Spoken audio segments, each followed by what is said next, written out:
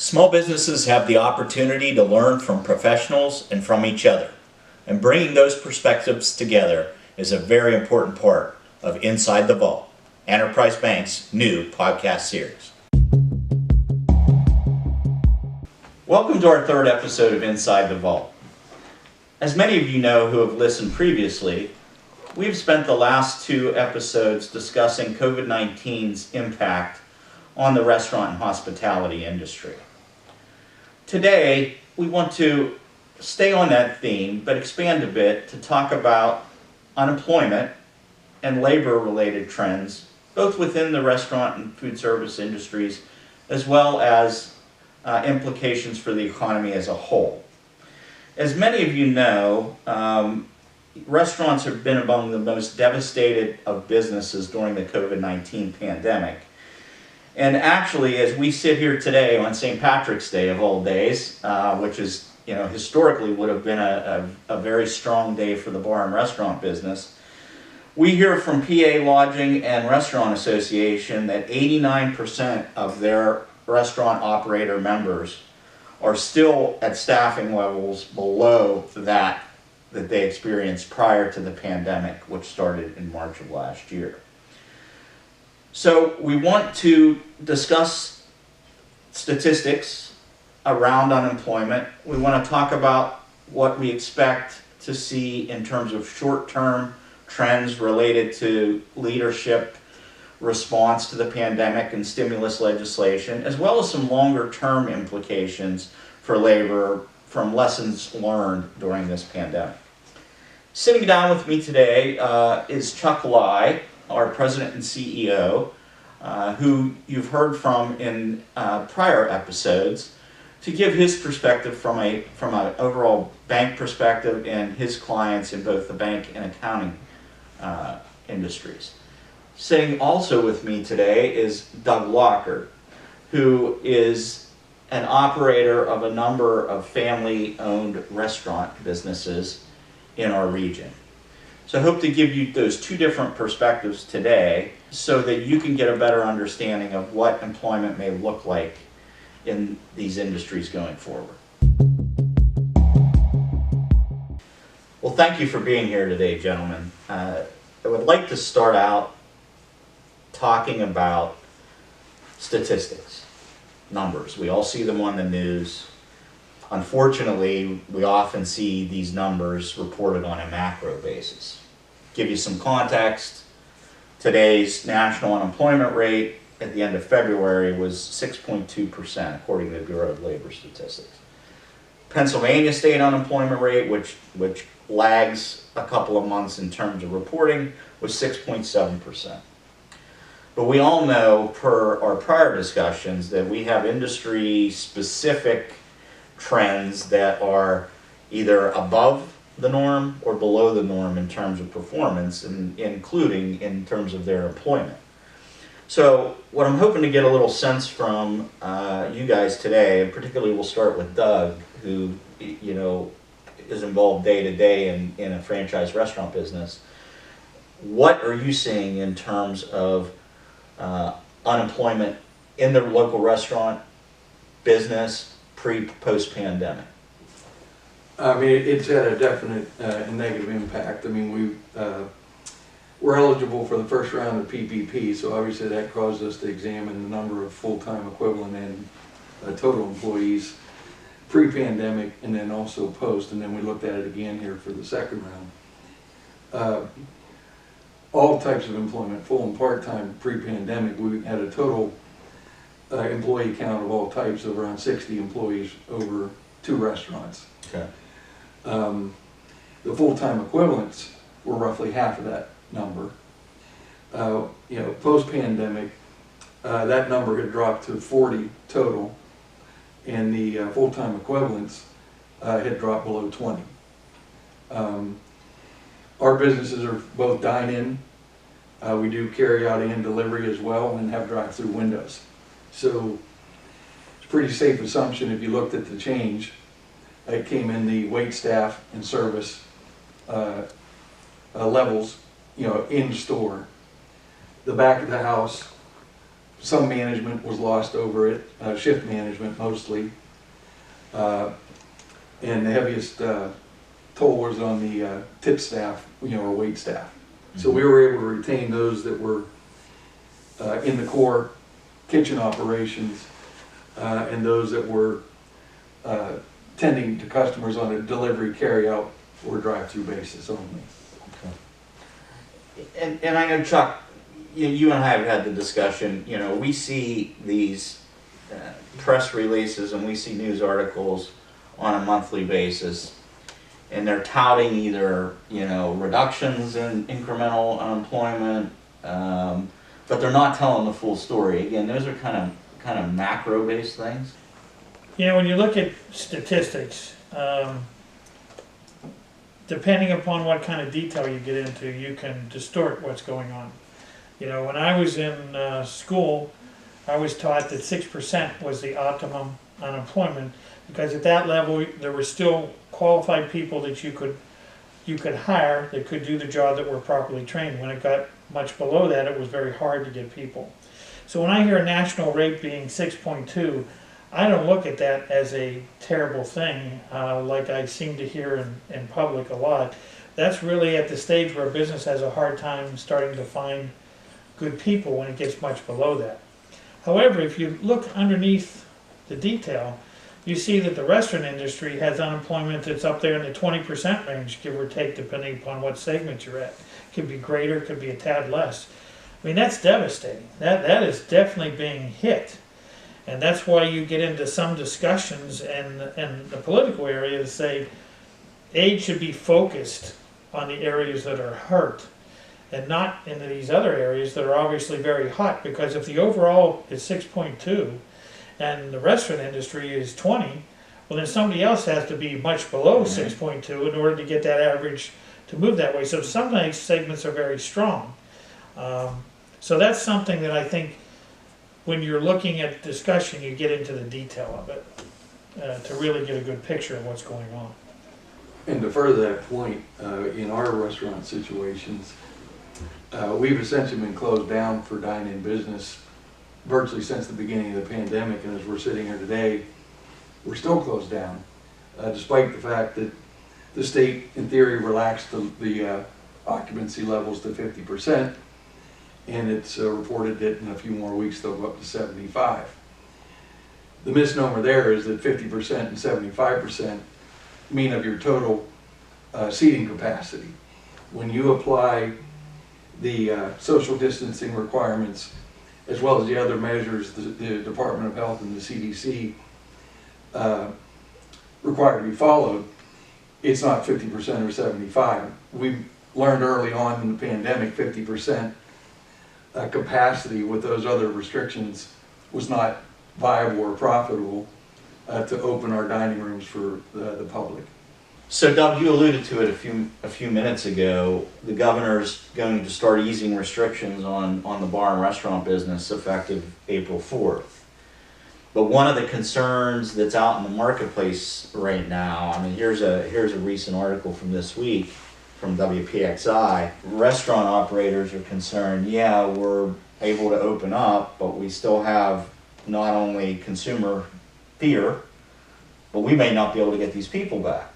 There's issues around the availability of the labor in light of unemployment benefits that are being received. There's a comment in this article that one employer said he has plenty of people who work for them if the employer's willing to pay under the table, so that their unemployment benefits are not adversely affected. So how easy or hard do you think it's going to be to get people back? Well, I think it's going to be a challenge in a whole number of areas. Again, as you appropriately point out, there's heavy unemployment in the restaurant industry, and therefore there's a lot of unemployed restaurant workers that are receiving regular unemployment benefits, as well as the extra $300 a week that's part of the current package. Since quite a bit of that labor, picking on our own restaurants, it indicated what our employment levels have dropped to, it's pretty safe for you to assume those are all full-time people now. So we're going to be out trying to recruit some additional full-time, but mostly trying to get our part-time people back. And they're part-time workers by choice, not by circumstances. And competing with that extra $300 a week in a starting wage is going to be very difficult to entice employees to come back to work. The federal minimum wage, as the state follows it, 7.25, has kind of been a irrelevant number for quite some time in our industry. It's virtually impossible, even pre-pandemic, to hire quality staff, at the federal minimum wage level. There's been a lot made of, raising it. Truth be told, it's been raised a long time ago. Question is in a practical matter. Yeah, one of the comments in this article was, one of the restaurant owners said that, or she said that, probably the best solution is they're just going to have to up their wage rates to try to get people off of unemployment and give them incentive to come back. And if you believe that most of those part-time employees were at the federal minimum wage, that would probably be a valid comment.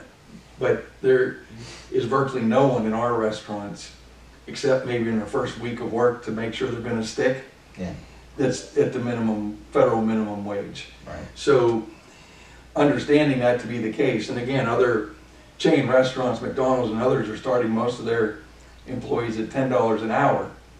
Throw the $300 a week on that unemployment is affording over and above. They're making much more than that, sitting on the sidelines. Right. So attracting work back at even $10 an hour when the extra $300 a week is out there is very challenging. Yeah. Beyond the unemployment, disincentive as well. Chuck, do you think there's really some true displacement of labor related to people having to find other vocations? We are, I think there's a conceptual struggle going on right now relating to unemployment. For us old people, unemployment, which I think all of the population got behind this program, was designed to help somebody who lost their job, and while they were looking for another one and temporarily unemployed, we were helping them so they kept a roof over their heads and the food, and they didn't lose their home or whatever the case is. But if you look at what's happened to this program, it has turned into almost like a secondary source of employment for people. If you're in the landscaping business, it's a seasonal business. These people don't work, in the north at least, from say November through March. Well, and the same with a lot of the outdoor construction. Well, these people have learned that what they do is they work during the year and then they go to unemployment, and that's their supplemental income during the off season, and it's evolved from its original intent. And then that is now started to evolve when you have the federal government go in and actually pay the amount of money that they paid during this COVID time period to help people. Well, they've taken it to such levels that now people are deciding, well, I don't want to come back to work. I want to stay on this. And even leadership isn't really doing what they're supposed to do, because if you follow the law, if you're offered a job, you don't get to have unemployment.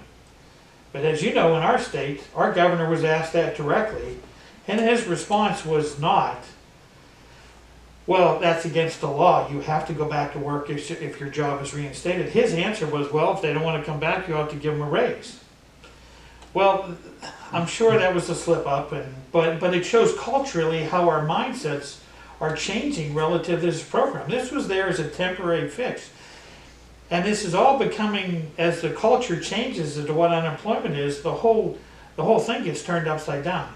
In the bank right now, we have a construction company that helps us fix up properties so that we don't leave them in the community in a blighted place when we're reselling them. We currently, for months, have posted jobs, construction jobs, where you don't have to pre-knowledge, pre-education, you just come in to work and show up on time. You get $17 an hour, so that's a $34,000 a year salary, effectively. You get health care, you get 401k, you get an ESOP retirement plan. and nobody's applying for the job. We can't get people to apply for this job. Now, that if you sit down and you look at the 6 o'clock news and it says there's huge unemployment out there and things are terrible, how can that be? There's a real disconnect going on here, and what people aren't getting is, in our country, there's people that balance lifestyles. They have different desires and ways to live their life. Some people are driven to make more money, work harder, and to grow. Other people are not. They need food and shelter, and then they're doing something that they like. You know, I have friends whose children are out of school, and they have 4-year degrees and they're very capable, and they're really good kids, but right now what they want to do is they want to guide on the river, and they want to be a ski instructor in the wintertime. Now, I'm sure if you look at their income stream, they're like close to poverty, and they're going to get this aid. And you know where that aid's going to go? In a savings account, because they like living this way. Yes.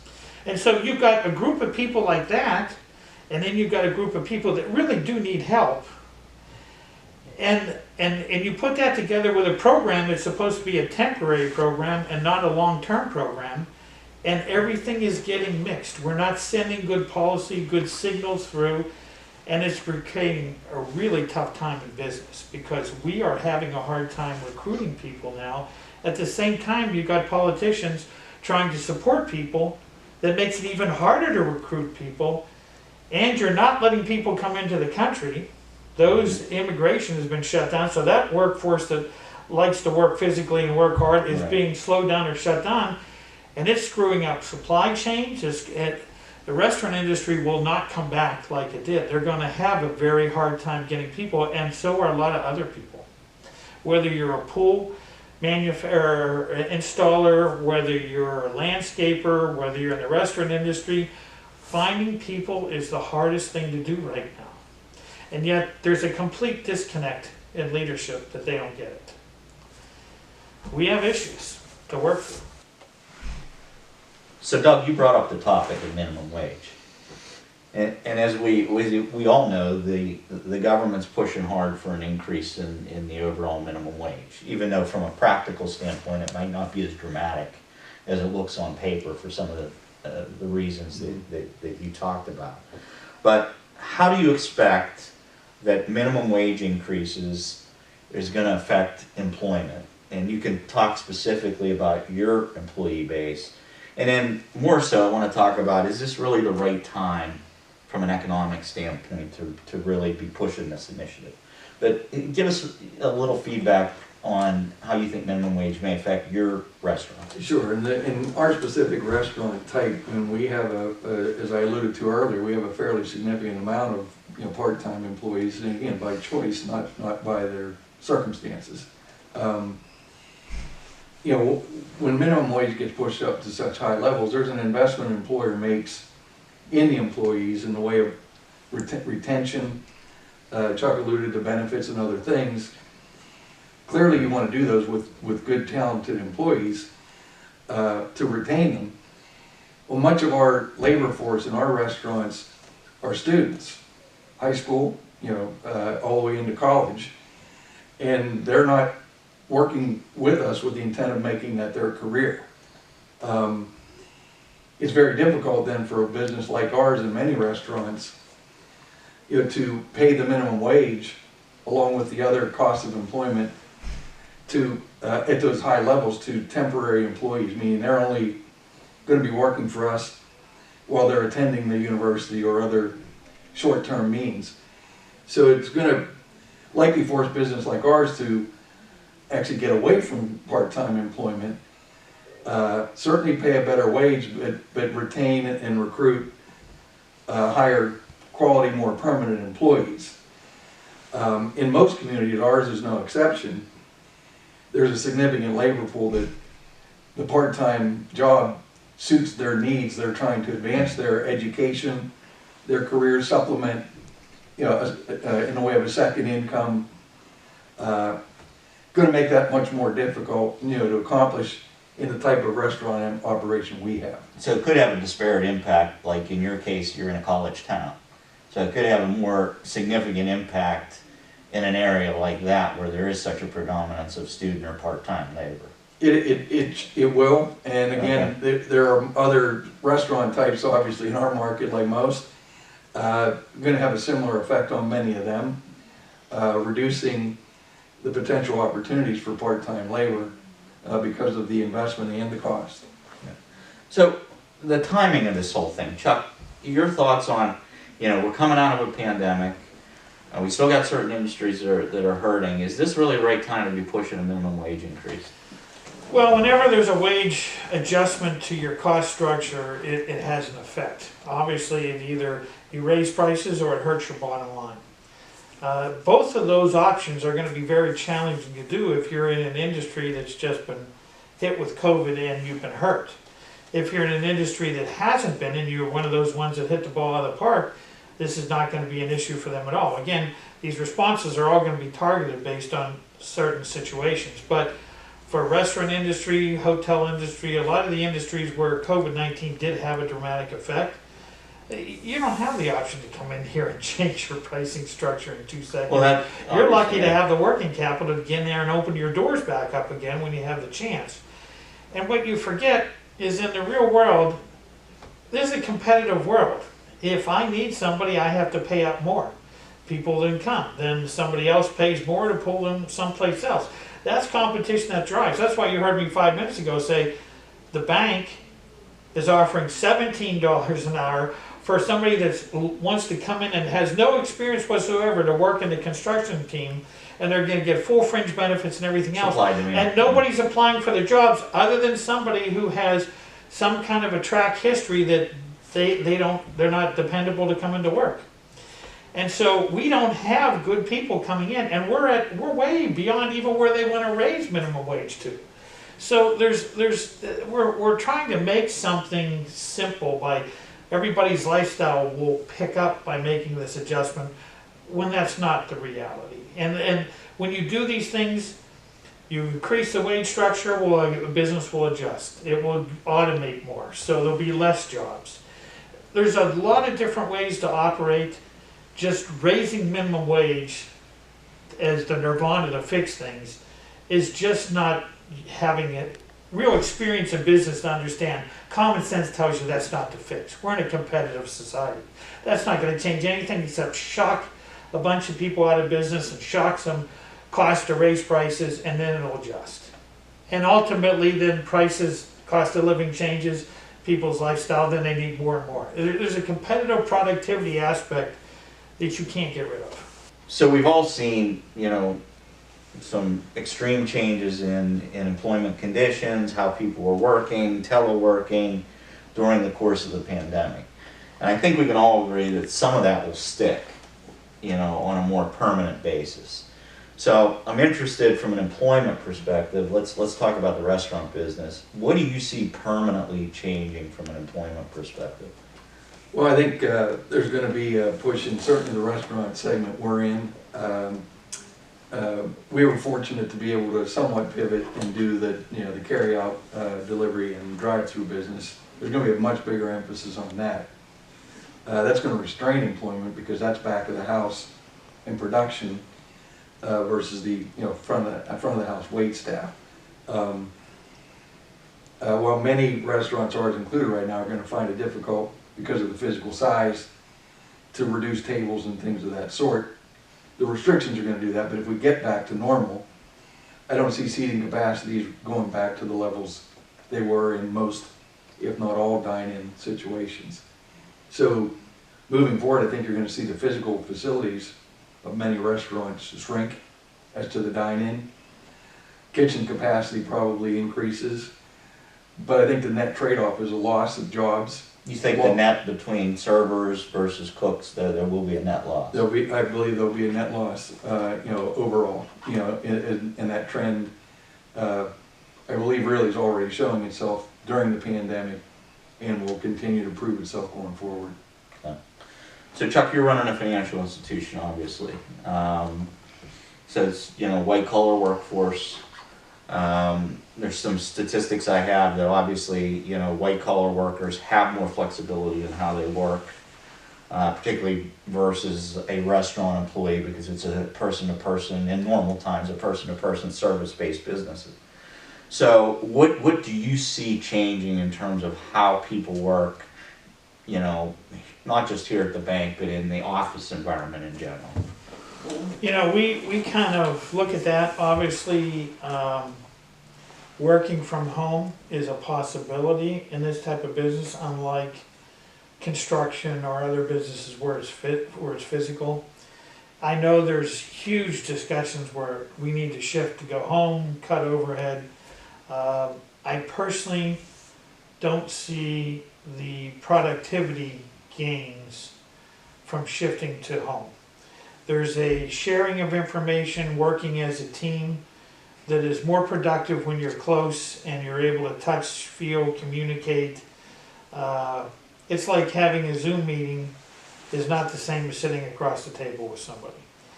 Even your communication skills, you know, body communication, your face communication, in addition to your verbal communication, sometimes send different messages than just listening to audio. When you're having a group meeting, the creativities, the camaraderie, those things typically generate a productivity synergy where when you come together, 1 + 1 gives you more than 2. I'm not sure I see that same kind of productivity level when people are working at home individually and then trying to share information and coordinate. It doesn't work as smoothly. I think people are going to have to sort out, from a productivity perspective, where their comfort zone is with that gained productivity versus the increased cost of having overhead to bring everybody together. And I think that differs from industry to industry, but I don't think it's going to be, as you've heard, you almost hear people react like, say, oh, everybody's going to be working at home now because this worked fine. Well, it's not working fine for a lot of businesses. Yeah. They know they're not efficient. They know they're having problems. Work's not getting out the door the way it used to.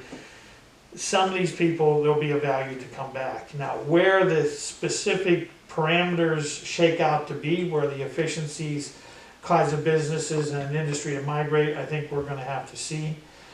And I think we're all going to be doing a lot of learning. I mean, even when it comes to COVID and what was the right way to react to this. I mean, you just hear, you know, and not to comment upon Democrats or Republicans, for the most part, you see the Republican mindset is political leaders open up, business takes priority. And they're moving in that direction versus the shut down, and health takes priority. And obviously we know in the real world there's a balance. And so you start to look for examples as to what creates the best balance. You know, if you look to Florida, that Republican governor opened up a lot. And you heard him criticized all the time in the news. California, the very opposite. Now you're looking at it, they both have had a year and they've done what they've done. The numbers for deaths and sicknesses, they're almost the same. So people will look at these kind of things and hopefully learn from it. I mean, this isn't a political comment. You're looking, if you're a good leader, you look and say, what happened, what did I do, and how can I learn from it and improve? I think in business and hopefully in leadership, they're all going to do this, and there's going to be changes, but the settlements, we have to see. It's going to show now in the next year or so where we evolve. I mean, you have a real push for people that Amazon's going to take care of everything. You're not going to go shop anymore, it's going to come. Well, use your common sense. If you went to a store and you did all the work to buy versus somebody else did all the work, they picked the product, they delivered the product, they brought it to your house, you didn't drive anywhere, you didn't do anything, they just brought it there, and you think that's going to be the same cost as you going out to do it, it can't be in the long term. There's more costs associated with the complete personal service than there is a different type of you doing part of the work yourself. Now, at some point in time, that'll all shake out through the profit and losses of the businesses, and everything will shake out to an equilibrium that makes sense. And so I think we're going to see in the next year a lot of these things shake out, but the exact amount I don't think anybody knows for sure now. We're all kind of looking at this individually and seeing how this has affected us, and then we're going to evolve. And hopefully leadership on a national level does the same, although we all know the partisan effect. Instead of keeping an open mind to see what you did wrong and fix it, most people get defensive and try to justify what they did instead of making a positive change. I hope we have better leadership than that, and it grows from that. So Chuck, in terms of things shaking out over time as we come out of the pandemic, one of those issues that I'm really interested to see how it shakes out, and I think the bank is too, is commercial real estate, and what the effects of changes in work habits and employment, particularly in the office sector, might have on that. So Doug, I'm going to ask you to put another hat on very quickly, which is your hat of owning a real estate brokerage. What do you see in terms of the future of commercial real estate? And we're going to obviously focus on this in detail in a future podcast episode, but give us a teaser. Sure, real briefly, Dave. They're like industries that we're talking about today, there are going to be winners and losers in commercial real estate. And to help your tease, the office market is going to probably be a struggle, but there are other segments like warehousing and distribution that are going to be extremely strong, at least for the foreseeable future. So as I mentioned, we're going to get into greater depth on this topic in the future, but suffice it to say, employment trends, things we've learned, things coming out of the pandemic are going to look different in a lot of different industries. And we hope to give you some of that insight as we move forward with Inside the Vault. Thank you very much for listening. And please be sure to subscribe to the podcast on all your popular social media and podcast platforms. And if you have any questions or any suggestions for future episode topics, please email us at insidethevault@enterprisebankpgh.com. Thank you.